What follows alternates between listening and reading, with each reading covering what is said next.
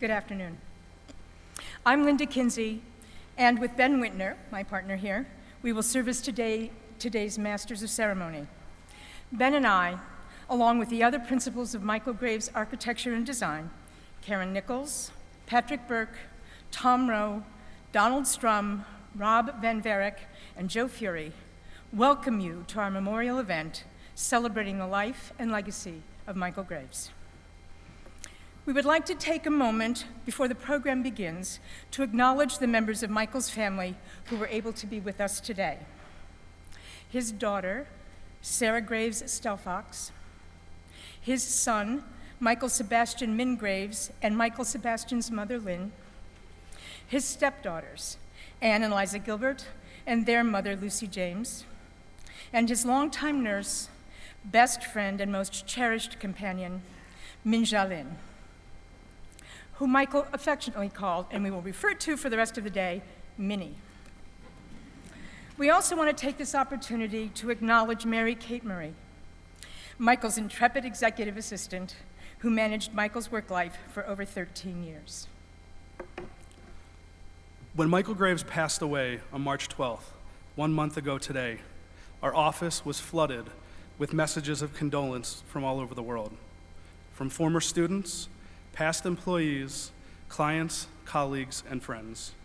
Nearly 1,000 people have joined us today to celebrate his legacy in person. To say we're overwhelmed is an understatement. Clearly, Michael meant a great deal to many people.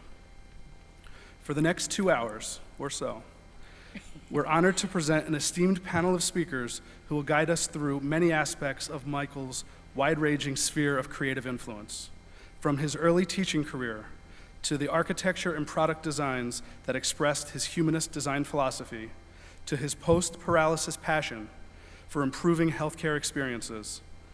We will also hear performances of the music that inspired him, and we will experience Michael in the room through the power and magic of recorded videos. We hope that you will find the Michael that you knew among the remembrances that we share today, as well as the Michael Graves we all had the privilege of knowing. And with that, it's my honor to introduce our first speaker. Please give a warm welcome to Robert Ivy, CEO of the American Institute of Architects.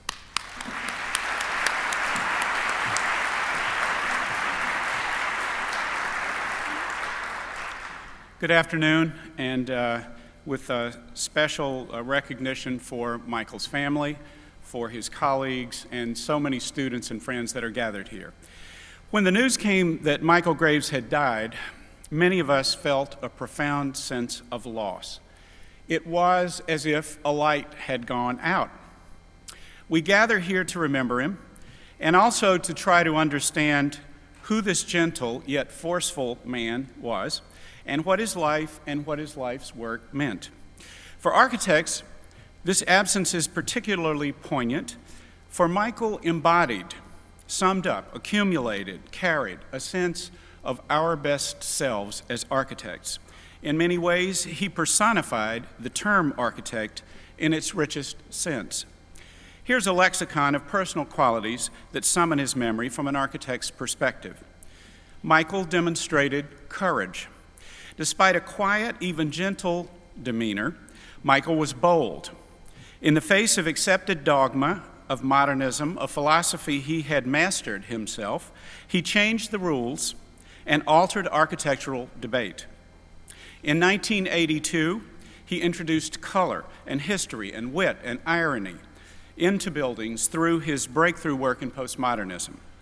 We, architects, tore open the covers of architectural journals to see what Michael had dared to draw or to build, work that echoes today in the exuberance and freedom of formal invention that we've witnessed in the digital age. The subject of strong, even fierce debate, his work continues to confront and challenge us at the same time that it continues to bring us joy. Faced with the realities of a design and construction economy that vacillated like a pulsing sine curve, Michael innovated, producing articles for the home, even cars for the highway that introduced thoughtful design to everyday life for millions of people. In the face of immobility, confined to a wheelchair, a period that might have ended a lesser career, he metaphorically stood up for people who needed a champion. Michael espoused humanism. Like many architects, he read and collected an enviable library. He practiced ongoing scholarship, loved history and art, and shared a love of learning and a love of teaching. Some of us have heard him lecture on St. Jerome in his study by Antonella de Messina and observed as his consciousness dove into the 15th century canvas and ranged about with Jerome, his open book, his strutting peacocks, and idealized Venetian landscape, embedded in three-dimensional space. In some ways, he seemed particularly at ease in this mentoring, teaching role. Michael exercised intelligence, using design language rather than words, projects rather than philosophy. As many architects do, he spoke to us in 3 and 4 dimensions, synthesizing motives, physical laws, human need, into buildings and objects, into drawings and paintings. From his early days as a student, what others recognized as mere talent, we can more accurately describe as focused, high intelligence. Michael achieved renown, even celebrity, for himself, for architects in general, and for architecture. At one point, perhaps the best-known architect in the world, this recipient of the AIA Gold Medal, the National Medal of the Arts, and the Driehaus Architecture Prize, found a spotlight and helped draw architecture into the public discourse. He continued throughout a lifetime of changing public recognition and the vagaries of ideas and tastes to stand for design excellence, a notion that motivates us architects still, however that term might be defined. This man, this complete architect, Michael Graves, a human vessel, carried our hopes as architects for enhancing the world for the people of the world through a life fully lived and, though temporarily confined, stands tall among us today. Thank you.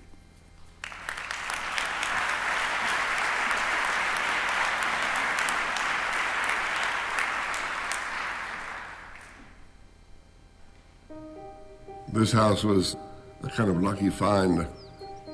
I was out on a Sunday morning walking with my daughter and saw at the end of a very long driveway what appeared to me a ruin in Princeton, New Jersey. Quite strange. What it was a disused warehouse. It had no plumbing, electricity, and in places it didn't have roofs. The people that built it were Italian masons who came to Princeton to work on Gothic dormitories for the university. And this particular fellow, the one that owned the warehouse, decided he would build it like a Tuscan barn out of hollow clay tile and stucco. But I thought it had good bones. I thought I could make something of it.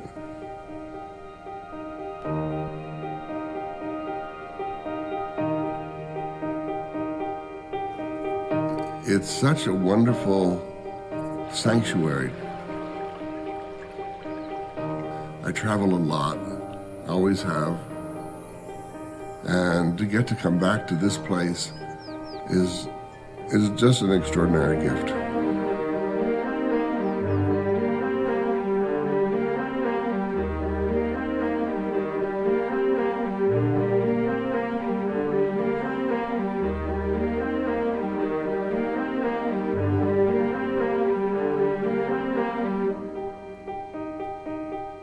When I first started remodeling this house, I was at the time working on some showrooms. These were furniture showrooms, so one would be for fabrics, one would be for office furniture, another would be for lounge furniture and so on. And I wanted that difference shown in the interiors, and the same kind of thing I did here. All of those discoveries that I made, how I could make a doorway, a passage, not something that you simply hung a door on, the depth of a wall that surrounds the room and gives it enclosure. All those things were now more important to me.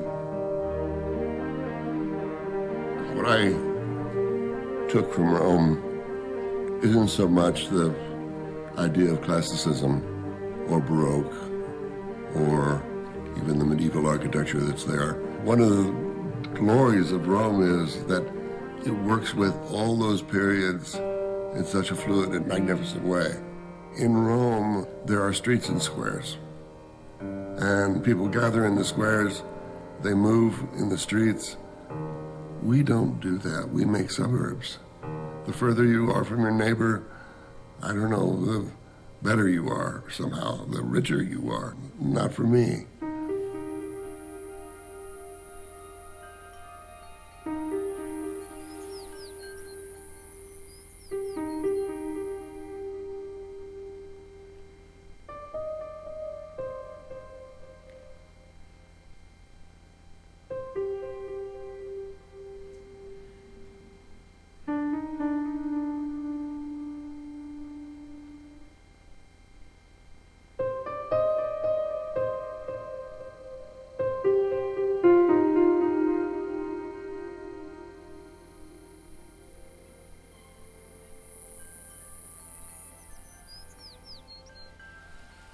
My original plan, where I would live in the United States, was upset by the fact that I won the Prix de Rome a little sooner than I thought I might.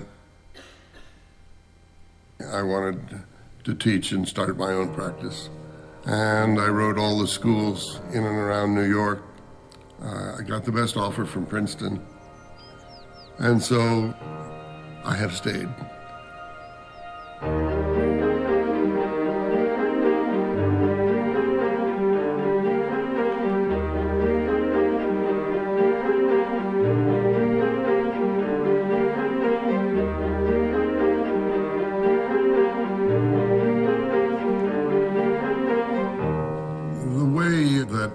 Paralysis has changed my view of architecture is slight. You know, I can go into a shop. It can't move. They say, it's very crowded in here. We're very sorry. We'll be happy to move any furniture for you. I said, it's against the law, and it's immoral. I had my house looked at by my therapist before I moved back in, and they said I'd have to have a roll-in bathroom. Therefore, any impediment on the ground to keep the water from flowing where it should not is impossible because you can't get over the curb. What I did was to take the curb away and to make a horizontal drain across the width of the double door. And not once have I had water on the other side. I want all those things that we are used to for an ambulatory society, but one that takes care of people like me with equal vigor. I'm doing that now and the best I can, but I don't know whether I'll get enough done to really show a new standard. I hope I'm able to.